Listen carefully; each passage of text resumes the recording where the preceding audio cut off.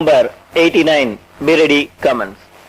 Sir, I thank you for the opportunity given to me to speak on this demand. First of all, I am glad to pay my tribute for the high standard in which the police force in this state has been maintained. I would like to say that our police force are the best in India. When I say this, it should not be understood that I am not going to point out the defects of the force. I want that it must be organized in such a manner that it should become the best not only in this country but in the whole world.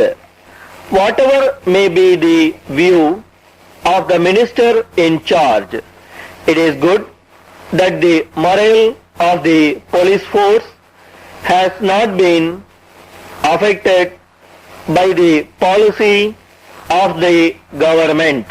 Now, it is necessary for us to understand the duties of the police.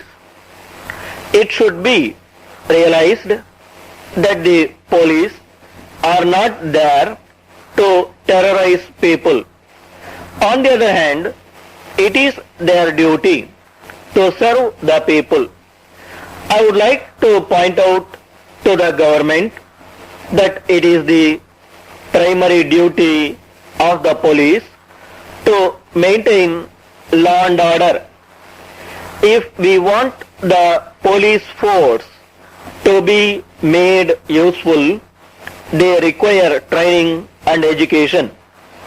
When we select even the police constables, we should take care to see that those who are educated are selected.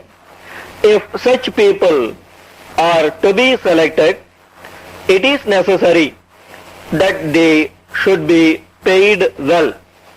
But I am sorry to say that they are not only not paid enough, but their hours of work are longer than they ought to be.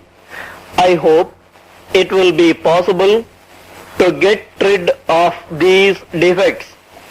It is necessary to increase the police force. I am sure that the recruitment from the educated people would improve the state of affairs. We know that the police have to deal with many things. So, it may not be possible to keep a larger force manned by a better class of officers. In these circumstances, I think there should also be a mobile force. Another thing that we should bear in mind in this connection is that the government should have a special force called the cycle force in order to deal with offenders effectively. So far as the administration is concerned, it is necessary for me to say that these men should get more salary. For this purpose, funds will be required and we shall have to impose new taxes. So, I would not like to say anything in the matter. I would leave it to the government to decide according to their financial position. But the difficulty is that most people do not have any permanent house.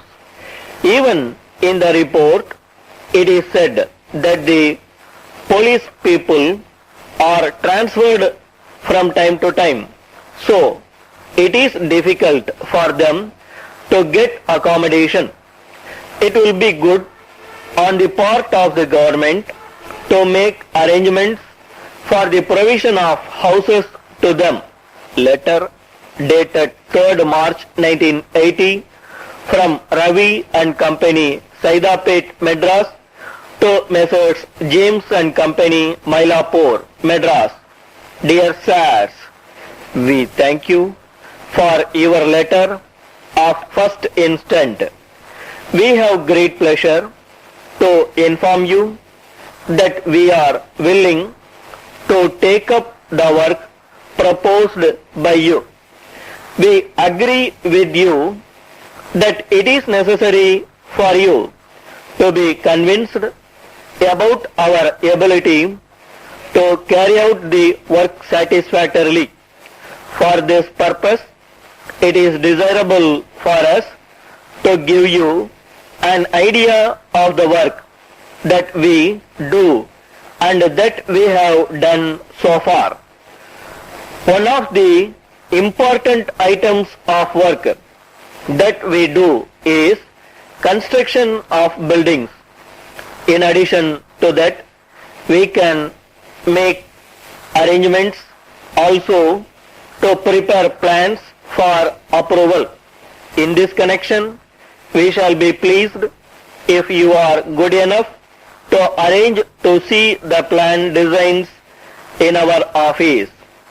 We are sure that you will be able to assess our efficiency on seeing them. You may suggest your own design and we will be glad to prepare a plan as may be desired by you. We shall be glad to hear from you in the matter at an early date. Yours faithfully. Stop.